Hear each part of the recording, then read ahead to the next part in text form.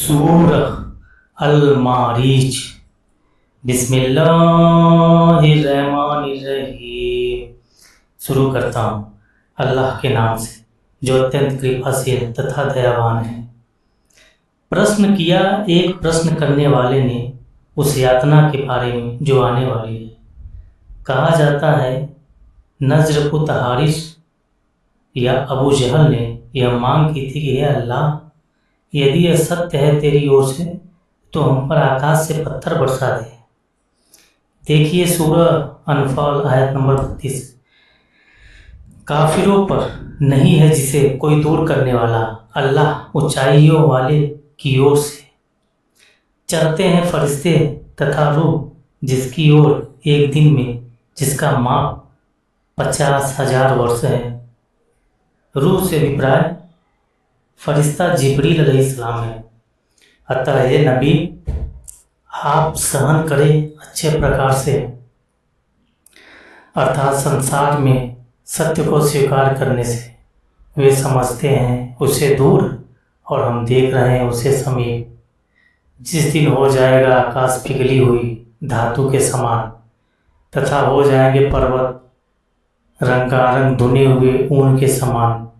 देखे सूरह कारिया और नहीं पूछेगा कोई मित्र किसी मित्र को, जबकि वे उन्हें दिखाए जाएंगे। कामना करेगा पापी की दंड के रूप में दे दे उस दिन की यातना की अपने पुत्र को तथा अपनी पत्नी और अपने भाई को तथा अपने समीपवर्ती परिवार को जो उसे शरण देता था और जो धरती में है सभी को, फिर वह उसे यातना से बचा ले।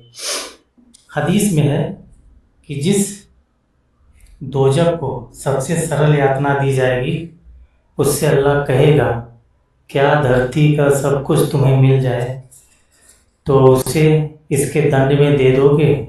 वह कहेगा हाँ अल्लाह, तुम आदम की पीठ में थे तो मैंने तुमसे इससे सरल की मांग की थी कि मेरा किसी को साक्षी न बनाना, तो इनकार किया और सिर्फ किया।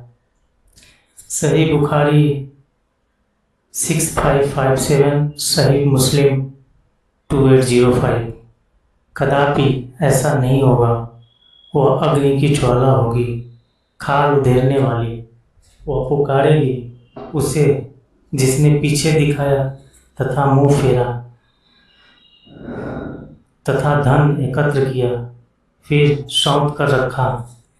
वास्तव में मनुष्य अत्यंत कच्चे दिल का पैदा किया गया है। जब उसे पहुंचता है दुख तो उद्विग्न हो जाता है और जब उसे धन मिलता है तो कंजूसी करने लगता है। परंतु जो नमाजी हैं, जो अपनी नमाज का सदा पालन करते हैं, अर्थात बड़ी पाबंदी से नमाज पढ़ते हों और जिनके धनों में निश्चित भाग है, याचक मांगने वाला तथा वंचित का, अर्थात जो न मांगने का वंचित रह जाता है, तथा जो सत्य मानते हैं प्रतिकार प्रलय के दिन को, तथा जो अपने पालनहार की यातना से डरते हैं। वास्तव में आपके पालनहार की यातना निर्भय रहने योग्य नहीं है।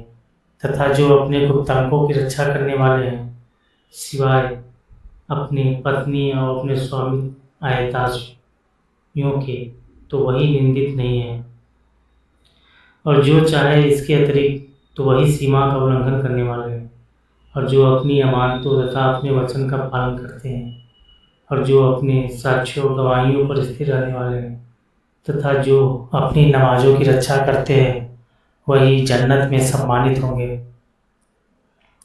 तो क्या हो गया है उन काफिरों को कि आपकी ओर दौड़े चले आ रहे हैं दाएं तथा बाएं समूहों में होकर। अर्थात जब कुरान सुनाते हैं तो उसका उपहास करने के लिए समूह में होकर आ जाते हैं और इनका दावा यह है कि जन्नत में जाएंगे। क्या उनमें से प्रत्येक व्यक्ति लोभ लालच रखता है कि उसे प्रवेश दे दिया जाएगा सुख के स्वर्गों में? कदापि ऐसा न होगा। हमने उनकी उत्पत्ति उस चीज़ से की है जिसे वे जानते हैं। तो मैं शपथ लेता हूँ सूर्योदय के स्थान तथा पश्चिम कि वास्तव में हम अवश्य सामर्थ्यवान हैं इस बात पर कि बदल दें उनसे उत्तम उत्पत्ति को, तथा हम विवश नहीं है। अतः आप उन्हें झगड़ते तथा खेलते छोड़ दें, यहाँ तक कि वे मिल जाएं अपने उस दिन से जिसका उन्हें वचन दिया जा रहा है, जिस दिन वे निकलेंगे कब्रों और समाधियों से दौड़ते हुए, जैसे वे अपनी मूर्तियों की ओर दौड़ रहे हों या उनके थानों की ओर, क्योंकि संसार में सूर्योदय में बड़ी तीव्र गति से अपनी मूर्तियों की ओर दौड़ते थे। झुकी होगी उनकी आंखें, छाया होगा उन पर अपमान। यही वह दिन है जिसका वचन उन्हें दिया जा रहा था, अर्थात रसूलों तथा धर्मशास्त्रों के माध्यम से।